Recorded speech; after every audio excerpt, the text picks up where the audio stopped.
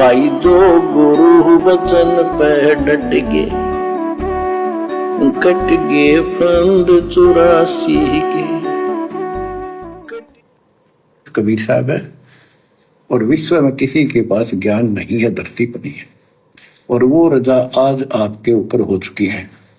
आप इस भक्ति को करते रहो बच्चों, बड़ी अच्छी किस्मत पाई।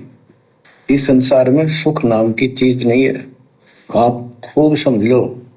कबीर साहब कहते झूठे सुख को सुख है ये मान रहा मनमोद, ये सकल जबीना काल का कुछ मुख में कुछ होता। इसने सुख मान रहे हम तो, कोठी होगी, कार होगी, फैक्ट्री होगी, संतान होगी, बस। कहते खाई खुराक, पहन पोशाक, यम का बकरा पलता है। भाई तंदर सुखिया कोई न देखा, जो देखा सो दुखिया हो। उदय अस्त की बात करते हैं, मन सबका किया विवेका हो, सबका किया विवेका हो। घाटे बात सब जग दुखिया, क्या गृष्टि बैरागी हो। घाटे बाध्य यानी लाभ और हानि में सारी दुनिया दुखी है। हानि हो जाए तो वैसे दुखी आदमी, लाभ हो जाए तो भी वो दुखी रहता है। मान लीजिए किसी ने फसल अच्छी कर ली, 2 लाख रुपए घर में ज़्यादा आ गए, अब उसको चैन नहीं पड़ेगा। 2 लाख तो खुद के, 2 लाख किसी और से उधारी लेगा या ब्याज पे लेगा या बैंक से लोन लेगा और नई कोई फैक्ट्री खोल देगा, कोई धंधा खोल देगा और उसमें घाटा खा के बैठ जाएगा। अब वो लाभ भी नुकसान हो गया, चिंता बन गई। तो घाटे बाध्य यानी लाभ आने में सब जग दुखिया, और गरीब आदमी तो वैसे दुखी है ही बेचारा। लेकिन भगत लाभ आने में भी दुखी नहीं होता, क्योंकि भगत कभी कोई ऐसा ये ज्ञान होने के बाद में धंधा करेगा ही नहीं। इस प्रकार से माया जोड़ने के लिए, 2 के 4 बनाने के लिए जबरदस्ती बहुत सारा पैसा इन्वेस्ट करेगा ही नहीं। वो तो ज्यादा से ज्यादा पैसा दान धर्म में इन्वेस्ट करेगा, क्योंकि वहां उसको घर बैठे हजारों गुना मिलेगा। तो भगत जब फालतू का पैसा फैक्ट्रियों में लगाएगा नहीं, 2 के 4 बनाने की सोचेगा नहीं, तो ना तो किसी से उधारा लेना, ना किसी से कर्जा लेना, ना उसको हानि होनी। तो लाभ हानि घाटे बाध्य में भी भगत सुखी है, क्योंकि भगत ऐसा काम करेगा नहीं ज्ञान होने के बाद। बाकी जगत तो लाभ हानि में भी दुखी है। घाटे बात सब जग दुखिया, क्या गृष्टि बैरागी हो। सुख देव ने दुख के डर से, गर्भ में माया त्यागी हो, गर्भ में माया त्यागी हो। जंगम दुखिया योगी दुखिया, तपस्वी को दुख दूना हो। आशा तृष्णा सभी में व्यापे, कोई महल ना सुना हो, कोई महल ना सुना हो। सच कहूं तो जग नहीं मान, झूठ कही ना जाई हो। ब्रह्मा विष्णु ये शिव जी दुखिया, जिन ये राह चलाई हो, जिन ये राह चलाई हो। शूरपति दुखिया भूपति दुखिया, रंग दुखी बपरीति हो। सूरपति दुखिया भूपति दुखिया। सुरपति यानी देवताओं का राजा इंद्र भी दुखिया। कल आपने जीने की राह पुस्तक के वीडियो में सुना, मार्कंडे ऋषि तपस्या कर रहा था बंगाल की खाड़ी में, और सुरपति को चिंता हो गई।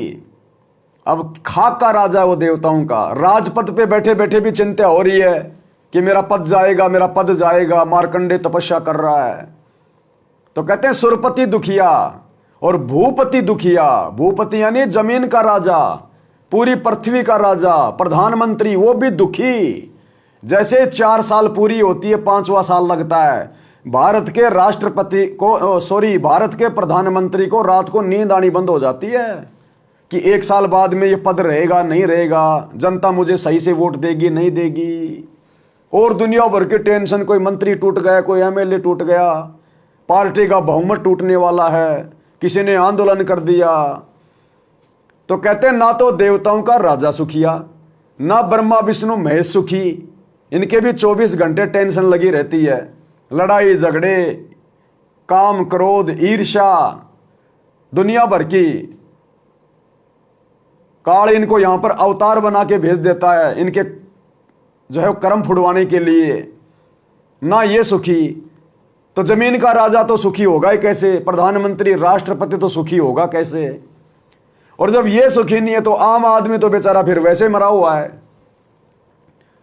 तो परमात्मा कहते हैं अगर धरती पर कोई सुखी है थोड़ा बहुत, तो सच्चा ज्ञान प्राप्त संत यानी भगत, जैसे आज आप और हम सतज्ञान प्राप्त है, हमें सतगुरु प्राप्त है।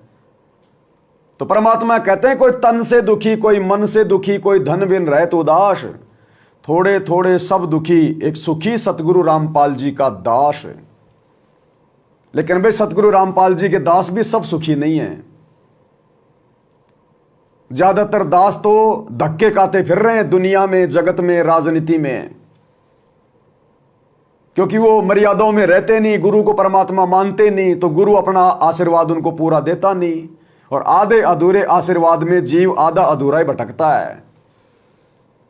तो वास्तव में जो संत सुखी है आज धरती पर, जो ब्रह्मा विष्णु महेश से भी सुखी है, जो देवताओं के राजा इंद्र से भी सुखी है, जो पृथ्वी के राजा प्रधानमंत्री से भी सुखी है, केवल साध संगति से जुड़े हुए सत्सेवक भाई बहन।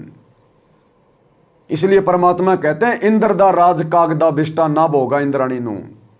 अरे क्या करेंगे हम भूपति बनके, जिसको रात को गोलियां खा खा के नींद आती है? क्या करेंगे हम देवताओं का राजा इंद्र बना के, जिसने अपनी औरत को नंगा करके और संभोग करने के लिए मार्कंडे के सामने भेज दिया? क्या करेंगे ब्रह्मा विष्णु महेश बनके, काल जिनके सिर पे बैठा रहता है, उल्टे काम करवा के उनके वो कर्म फुड़वाता है? हम तो सतगुरु की शरण में रहेंगे, शुभ कर्म करेंगे, अपने बाप का आशीर्वाद प्राप्त करेंगे, ये लोक भी सुखी होगा, और शरीर छोड़ने के बाद परलोक में जाएंगे, अखंड सुख भोगेंगे। चार मुक्ति जहां चंपी करती माया होरी दासी, और दास गरीब अभय पद पर से वो मिले राम अविनाशी। तो धरती पर यदि कोई सुखी है संसार में, तो सच्चे सतगुरु के सत भगत सुखी हो सकते हैं, बाकी यहां कोई सुखी नहीं है। तब भगत की इच्छा मिटती है। सतगुरु मिले तो इच्छा मेटे, पद मिल पदे समाना, चल हंसा वो लोक पठाऊं जाओ आदि अमर अस्ताना। तो सतगुरु इच्छा समाप्त कर सकता है। आज हम भगत भाई बहनों की यहां का राजा बनने की इच्छा नहीं है। अरे हमें कोई फ्री में अगर ब्रह्मा विष्णु महेश बनाए तो भी हम थूकेंगे उस ब्रह्मा विष्णु महेश की पोस्ट के ऊपर, देवताओं के पोस्ट के ऊपर, कि भैया बाढ़ में जाओ, दोबारा शकल मत दिखा देना हमें, नाम मत लेना, उल्टी आती है, बदबू आ रही है। देवताओं के राजा इंद्र की पोस्ट को देखकर, ब्रह्मा विष्णु महेश की राजगद्दी को देखकर हमें उल्टी आ रही है, निकल जाओ यहां से, बदबू आ रही है। इसलिए कहते हैं सतगुरु मिले तो इच्छा मेटे। कौन सतगुरु? परमात्मा। वो ही काललोक की इच्छा समाप्त कर सकता है, और उन्हीं के करेगा जिनके ऊपर वो दया करनी होगी, जिनको परमात्मा ने चुन लिया सतलोक के लिए। अन्यथा सतगुरु की शरण में आने के बाद भी 90% 2 कौड़ी के राजनेताओं की रैलियों में धक्के खा रहे हैं, उनकी झूठी साची बातें सुनने के लिए जा रहे हैं, जगत वालों के साथ बैठ रहे हैं। अरे बैठ कैसे जाते हो तुम लोग? तुम लोग बैठ कैसे जाते हो जगत वालों के बीच में? अरे हम सत्सेवक तो मरने को मर जाएंगे, लेकिन दूसरे का खून भी नहीं चढ़वा सकते। अगर कभी ऐसी नौबत आ गई, अगर हमें खून की जरूरत पड़ गई, हम तो दूसरे का, जगत वाले का खून भी नहीं चढ़वा सकते।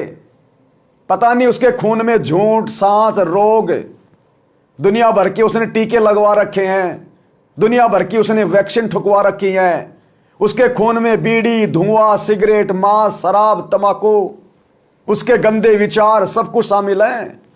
हम सत्सेवक तो मरने को मर जाएंगे, लेकिन एक टपका किसी का खून का भी नहीं चढ़वा सकते।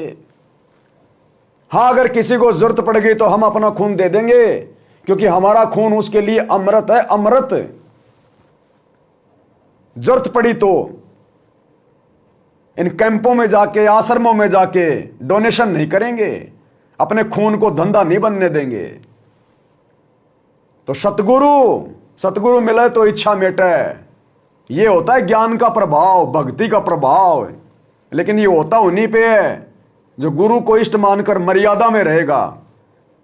डॉक्टर ने इलाज कर दिया, स्वस्थ कौन होगा? जो पूरी परहेज निभाएगा और पूरी दवाई टाइम पे खाएगा वो। अब डॉक्टर ने मना कर दिया भैया ठंडी हवा में नहीं घूमना, और वो हॉस्पिटल से बाहर निकलते ठंडी हवा में घूम रहा है, पहाड़ों पे जा रहा है, तो मरेगा। अब गुरु ने मना कर दिया राजनीति नहीं करनी, तुम राजनेताओं की ठंडी हवा में घूम रहे हो, उनकी रैलियों में घूम रहे हो, तो मरोगे। गुरु क्या करेगा फिर? कोई बदलाव नहीं होगा। जो गुरु बचन पे डट गए, कट गए फंद 84 के, कट गए फंद 84 के, कट गए फंद 84 के।